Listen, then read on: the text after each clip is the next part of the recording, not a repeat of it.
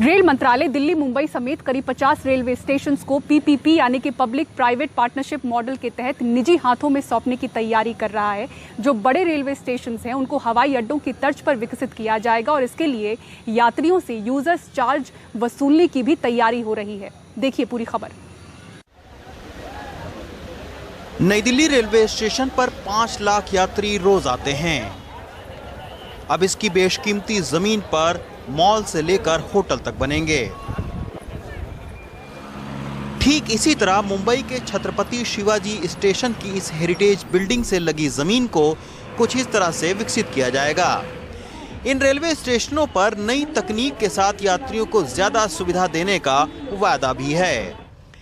60 साल के लिए लीज पर देने के प्रस्ताव पर अडानी, जीएमआर से लेकर सिंगापुर तक की कंपनियों ने इसमें दिलचस्पी दिखाई है।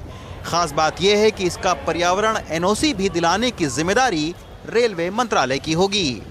जब बैंक्स खुले तो बाहर के बैंक्स आए, तो ये थोड़ी ना हुआ कि प्राइवेट बैंक्स आए, एचडीएफसी आया, कोटक महिंद्रा आया, आईसीआईसी आया। इसका मतलब ये थोड़ी ना हो गया कि एसबीआई बंद हो गए।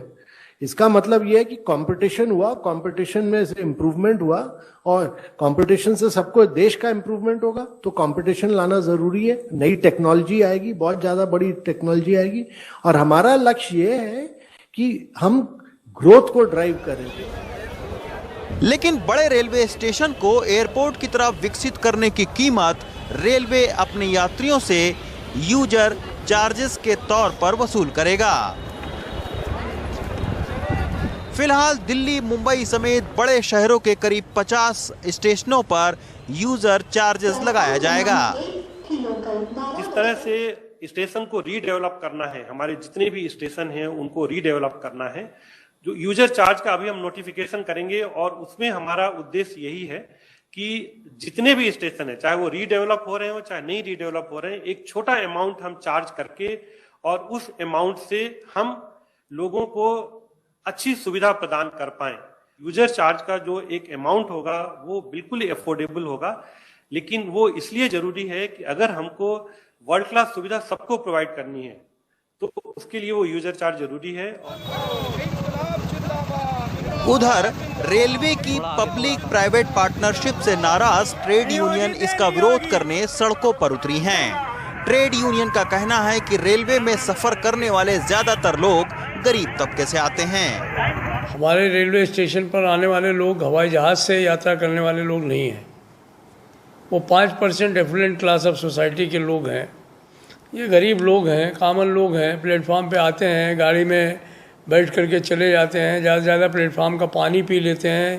तो ये सब चीज़ें उचित नहीं हैं। भारत सरकार को मैं 20 बार कह चुका हूँ कि आप जो भी योजनाएं बनाइए वो 95% लोगों के लिए बनाइए। फिलहाल पहले चरण में दिल्ली, मुंबई, नागपुर, अमृतसर, ग्वालियर और साबरमती जैसे 10 रेलवे स्टेशन को विकसित करने के लिए 50 से ज्यादा कंपनियों ने दिलचस्पी दिखाई है।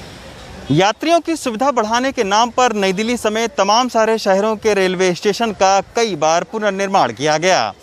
क्योंकि शहर के बीचों बीच रेलवे स्टेशन की बेशकीमती ज़मीन होती है, तो इसके चलते इस बार ग्रोथ रेट बढ़ाने और यात्रियों को ज़्यादा सुविधा देने के नाम पर अब निजी कंपनियों की निगाहें रेलवे की ज़मीन पर टिक गई हैं।